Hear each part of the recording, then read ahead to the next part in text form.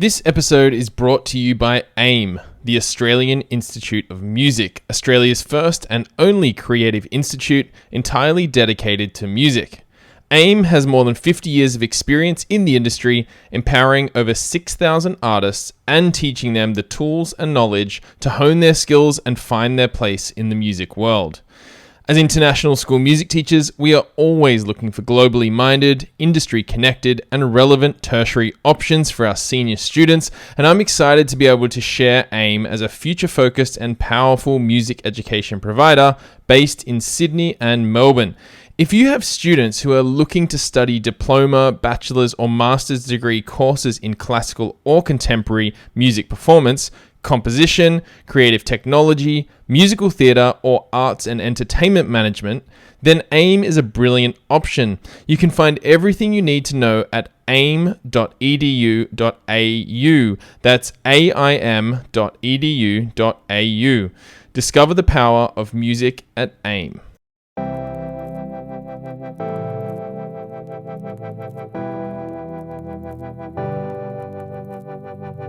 Welcome back to the Music Teachers in International Schools podcast. I'm your host, Chris Coolmer, and in this podcast, we explore the unique world of international schooling and music education, of course, by speaking with professionals working around the globe.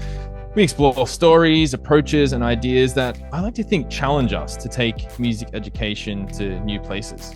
Plus, we're all about fostering connections and collaboration across the globe. So if you haven't done so already, please do sign up to our 3 Things email newsletter. It's a super non-spammy newsletter. It's all about giving you a little dose of goodness every 2 weeks. And that includes a link to the podcast, a PD opportunity, and some kind of resource that we found along the way. It's easy to sign up, super easy to unsubscribe if it's not your thing. We have about 400 people on board at the moment, and we'd love to have you join us as well. So visit mtiis.co to sign up. Now, in today's episode, I speak to Anastasia Mousouli, a Greek national that is currently living and working in the fun city of Barcelona. I met Anastasia a couple of years back, and we've been in touch ever since. Anastasia is quite simply a very cool human. She has worked in just about every imaginable education context you can think of and is the epitome of a flexible practitioner. We're going to explore a bunch of ideas today and see where we land. So, Anastasia, welcome to the show and thanks for joining me. Thank you so much for having me. I'm very happy to have this conversation with you. And I might start with the voice, because we've had a few back and forths on email here. And 5 days ago, you had no voice? 5 days ago, I had no voice at all. This is the second time that this happens to me in 2 months. It's rhinopharyngitis. And I think this is one of the joys of being a music educator and seeing pretty much everyone at school and teaching them. Yeah, fair enough. I'm sure plenty of people can relate to that. But yeah, what a pain to lose your voice. And thanks for working to get it back so we can have this conversation. It's really cool. Thank you. I was so devastated when we almost again, canceled this appointment. So I'm like, I'm going to take all the meds. I'm going to be so good, hydrate, all the stuff. So here I am. Well, I'm glad you're here. Let's start with kind of my favorite exploration question, which is about your initial journey to international school music teaching. Tell us about that. So it's funny because I never really intended to be an educator or work in the music education in the international schools, because I started as a classically trained flutist and an orchestra and studio musician. However, I had already obtained a degree in education because that was a requirement by my parents in order to pursue my musical studies. So what happened was really serendipity, because I was finishing up my master's in Belgium in flute performance, and I took up a part-time job as a flute teacher at the International School of Brussels, the after-school program. I think that in several occasions, the head of performing arts and the band director, they had the opportunity to see my work and my instruction. And when a job opened up in the band program for a band assistant, they invited me to interview. I was very hesitant because I was not I always considered myself as a performer and a classical instrumentalist, but I did interview and I got the job, which eventually became assistant band director. I also taught general music in ISB, and I continued teaching flute as well. I was working a lot and I loved it. And this is how I fell in love with music education. And I ended up working in IS Brussels for 5 years. And before we get to where you are now, what are some of the other roles that you've worked in? So after IS Brussels, I moved to the United States to pursue a master's in music education because of that love I felt about music education. And actually, I felt so inadequate as an educator, and I really wanted to become better and serve my students the best way I could. So I moved to Chicago to go to Northwestern. And when I finished my studies there, I was offered a job in a private bilingual school in the Hellenic American Academy in Illinois, where I pretty much built up the program from the ground. Then life happened, and we moved with my husband, who is American, to Boston for his postdoc. And I had the amazing luck to work in the Somerville School District, which is also, the Somerville schools are sanctuary schools. So I taught band, general music, and El Sistema.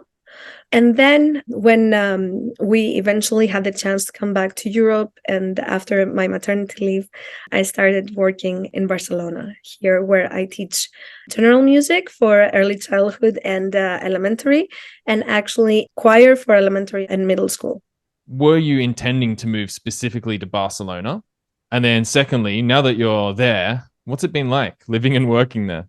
It was not my intention to come specifically to Barcelona, but we really wanted to come back to Europe, especially after the pandemic. And having spent 12 years in Chicago and Boston, both places I adore, but I had missed a little bit better weather and a different work-life balance. And also, because I'm Greek, I also wanted to be a little bit closer to my family while my child was still so young. I think Barcelona was one of the first jobs I applied to. And when I received the job offer, it was almost a no-brainer for me. This is a gorgeous city. I loved the fact that this is a smaller school. I have a very supportive administration that really believed in my vision. And being from coming from a Mediterranean country, I thought that, the mentality would be very similar, and it would be much easier for myself and my family to adapt here and stay for a while. Living in Barcelona is pretty amazing.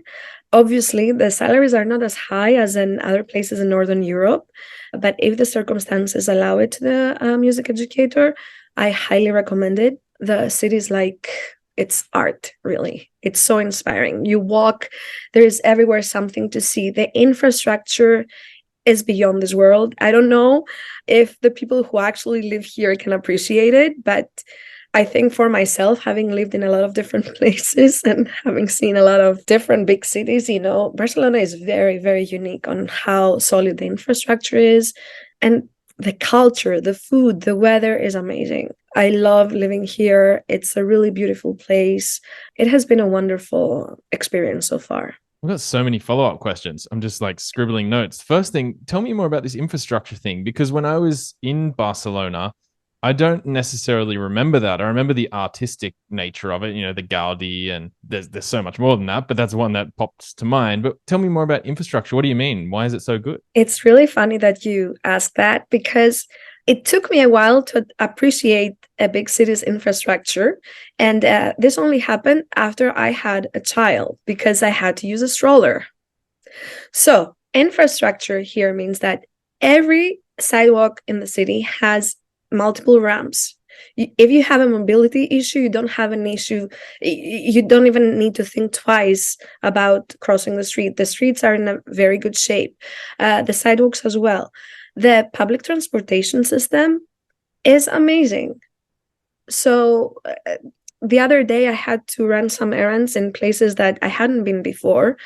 I really didn't even have to sweat it twice, you know.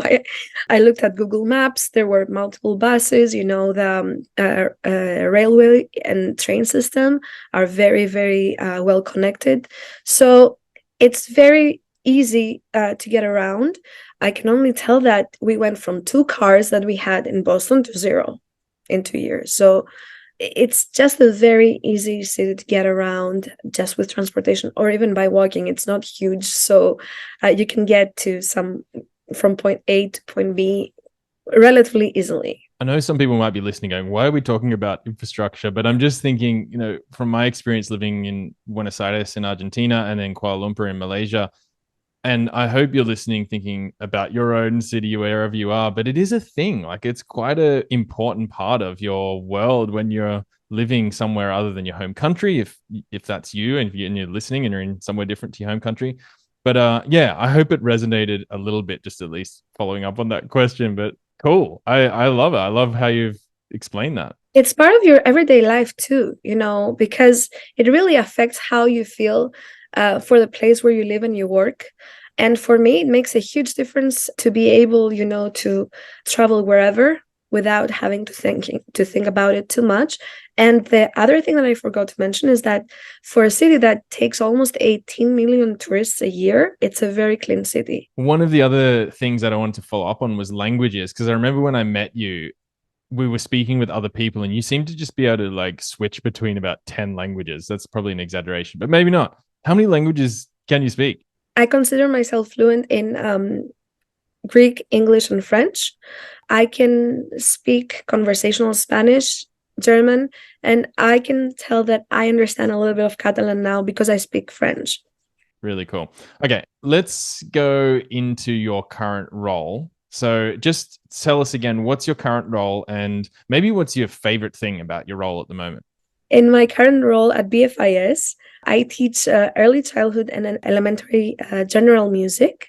And I also teach choir, elementary choir and middle school choir. Both of these ensembles I started when I came to school. This was one of my goals.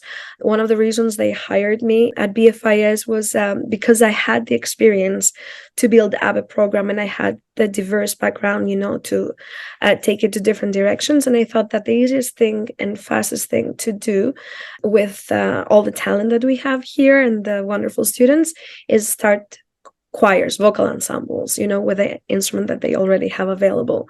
So I have to say that this, because I get a lot of artistic freedom and the administration really supports, you know, my vision and ideas, and this has been really great.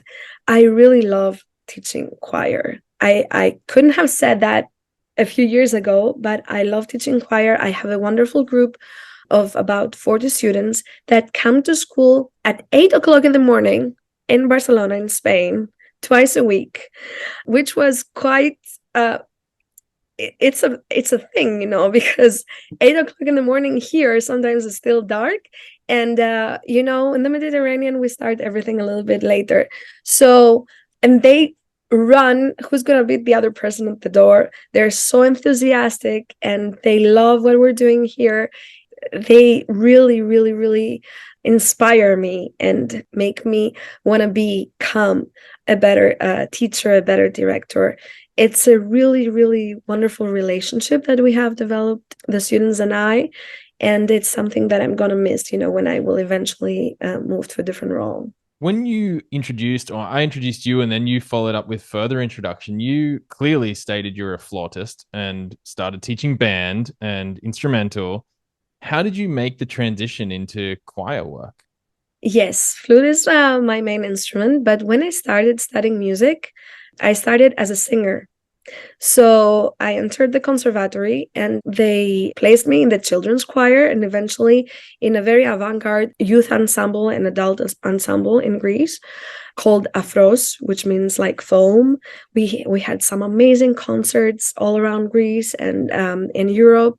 So the basis was there. And I actually took a lot of vocal lessons, you know, I did classical singing as well before doing flute. And then I fell in love with flute as well, because why do you need to do just one thing when you can do two things and you love them both? Can I just double check one little piece of information. You said that you did an education degree early on, right? Prior to going to Brussels, or maybe it was the same time. And then you've done a master's as well in education. So my first degree was a bachelor's in education. Like in primary education, I could be a classroom teacher. Gotcha. Yep. And that was along with my studies in flute, because in Greece you can go, to the conservatoire and at the same time do the university. And I think I got myself a little bit too busy there. But after I started working in Brussels, and I felt the need, to become better as an educator, improve, enrich, I pursued a master's in music education in Northwestern. So, as a choir director, and that seems to be, as you said, maybe your favorite thing at the moment, can you share any tips, best ideas, approaches that you found to work really well with your students at the moment? First of all, you have to love it. Otherwise, you cannot really do it. That's generally in my classes, but especially in choir, because I know that these kids, they come to school before their school day to be there. I am really respectful of their time and their energy. I try to read the room. I try to make a lot of fun activities and kind of bonding activities and games before every practice. I believe that you have to be very honest and open with your students. I have a no secrets policy in my classroom, which means the agenda is up there. I'm very straightforward about what my expectations are. And I mean, I consider my students as equals in a way. I tell them that we are in this together. The choir cannot exist without me, and I cannot exist without you. So we have to do this together. So these are our goals. This is where we try to get. I try to be honest about their progress. I tell them when I think, things can improve in a nice way, but I am not all the time, oh, that was great, fantastic. I don't think that this is always very productive. And I think that the students appreciate that. So I try to be as prepared as I can, honest, open. I think it's important to be yourself and show that you really appreciate their time and effort, and that you believe in them. So I actually had a similar conversation with a professor and composer last year in EAS, where I was talking to them about my choir and how amazing they are, Dr. Bolden. And he was so excited hearing about it that he even shared some music that he had composed for a young choir. And we had a world first, performance of one of his pieces. We created communication between him and the choir. It was a really exciting thing. So I try to also show my choir how much I appreciate their effort and their love and their progress by giving them opportunities. I tell them that they are performers, they're musicians the moment they're in my class.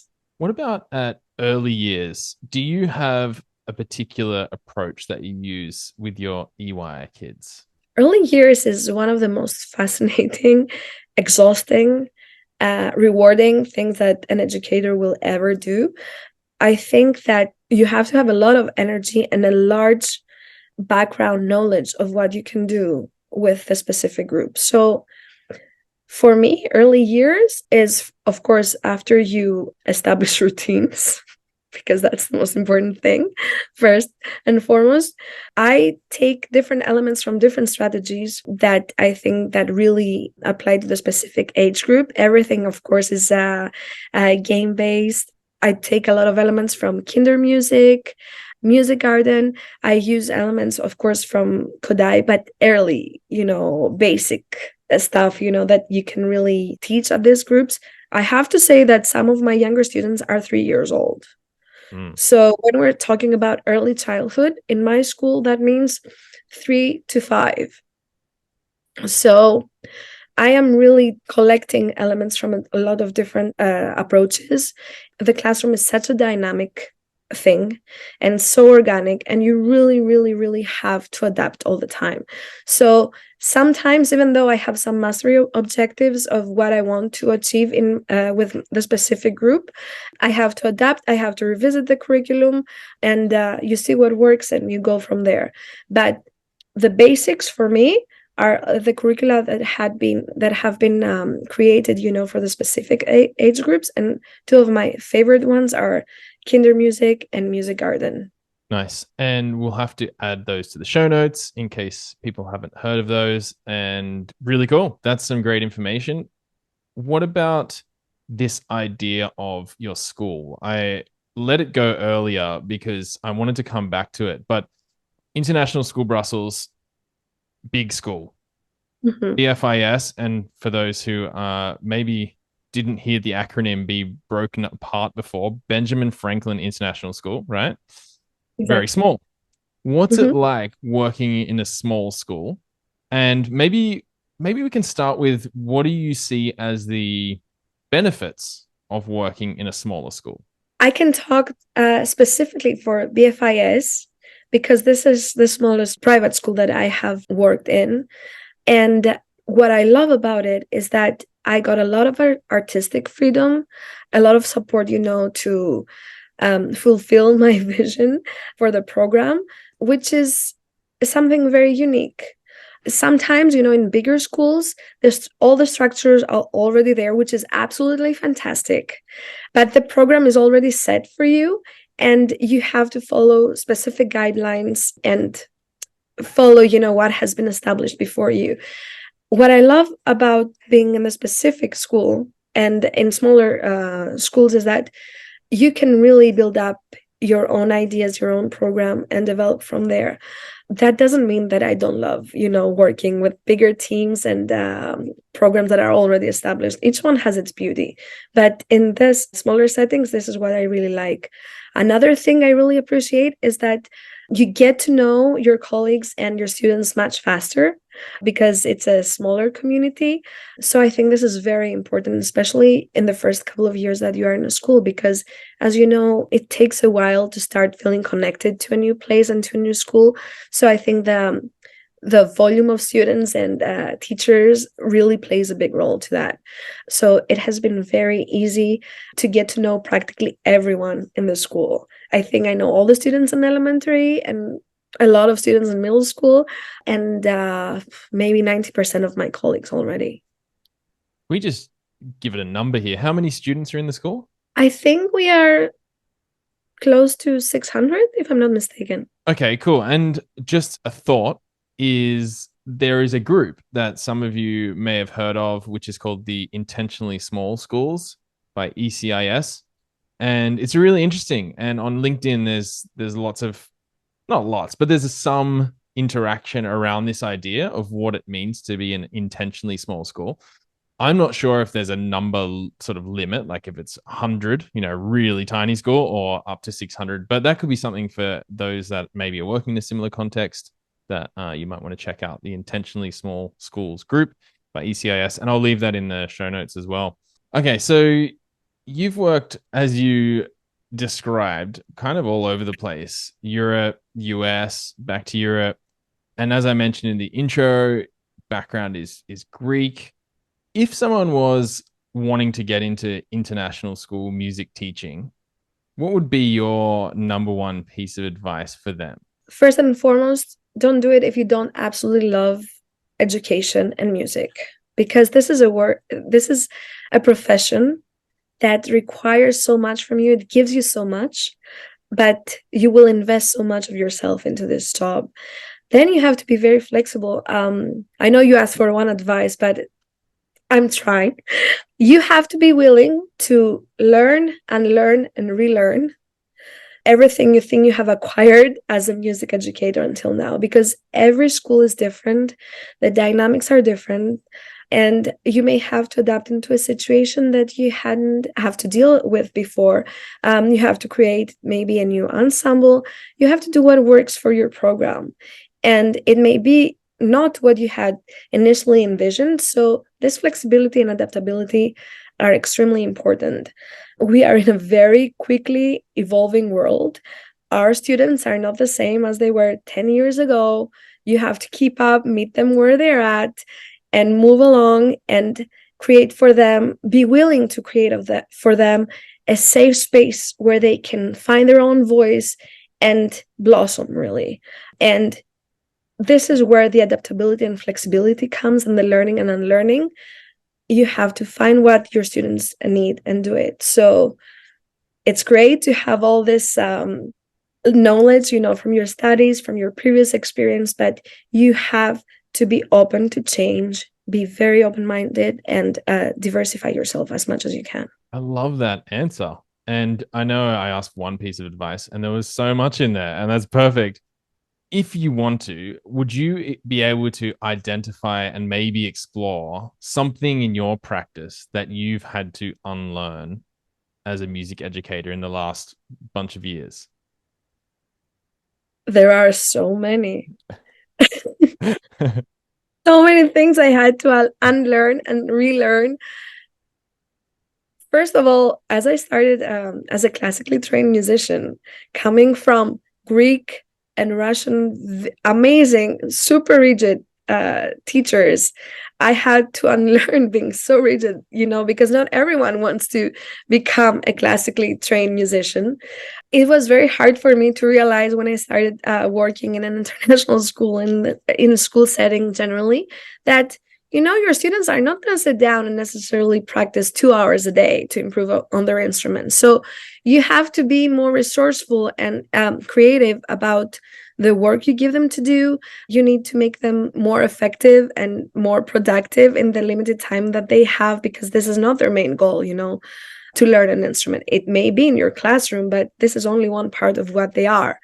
So I had really to unlearn this rigidness for my students and be more open-minded, allowing a little bit more space and becoming more understanding and smooth. I think this is what happened once I went into my master's in music education, when I did all those methods and followed a really different kind of mindset, I can say, because it's a different thing when you want to be a musician, and it's a different thing when you want to teach music.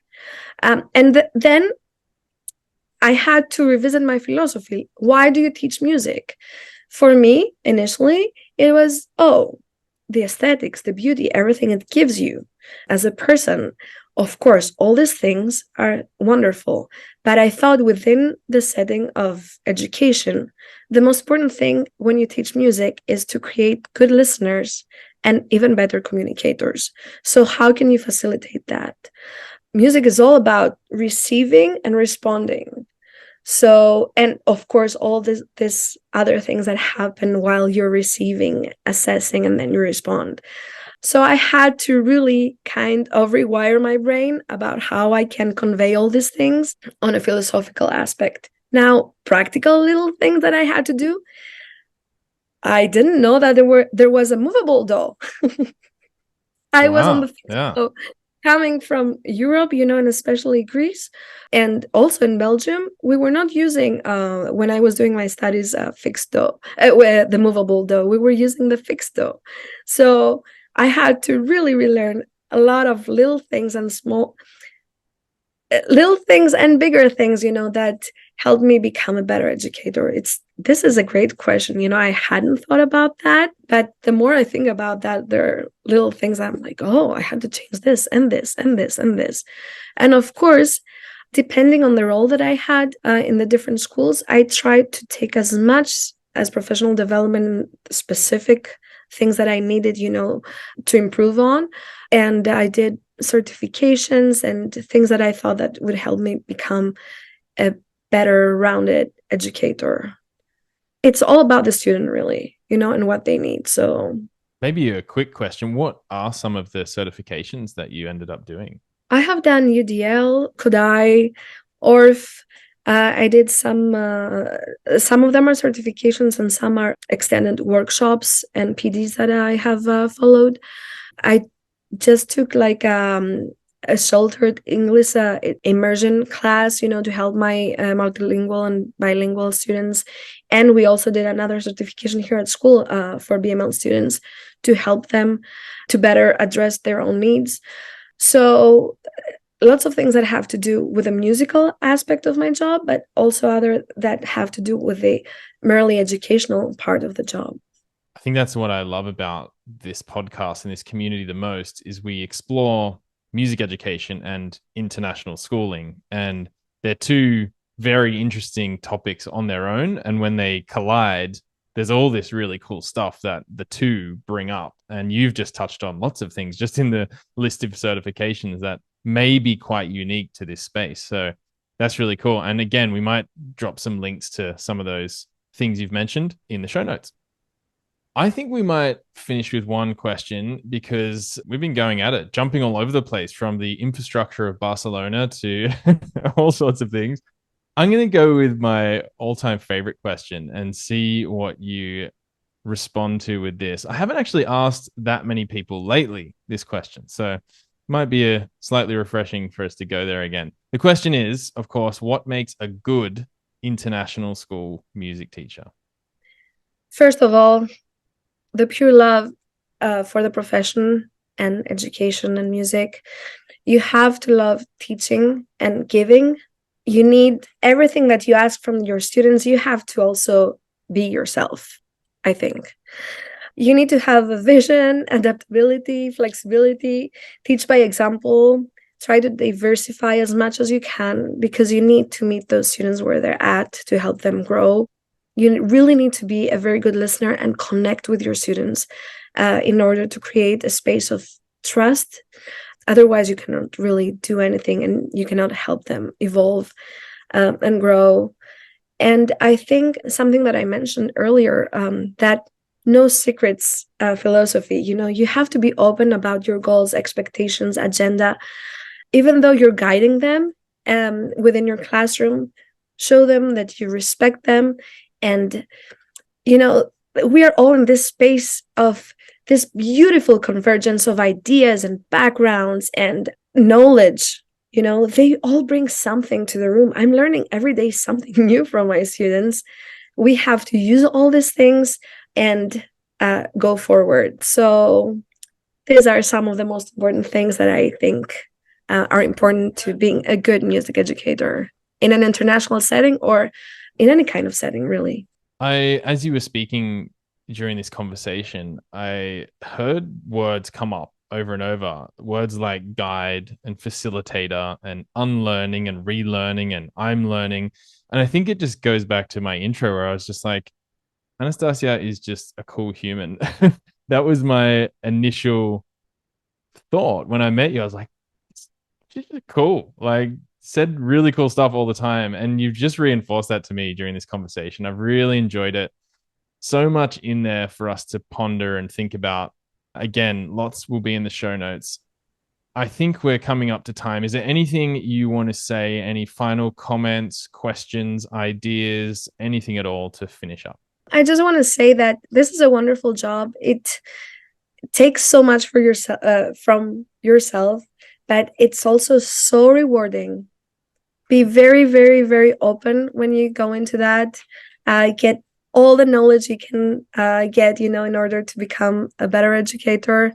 Diversify yourself and go for it. It's life-changing. Well, thank you. And I can't wait to catch up again. All the best for the rest of the academic year. And yeah, awesome to chat. Thank you so much. It's been a pleasure. Thank you for listening to this episode of the Music Teachers in International Schools podcast. Listen to other episodes by visiting mtiis.com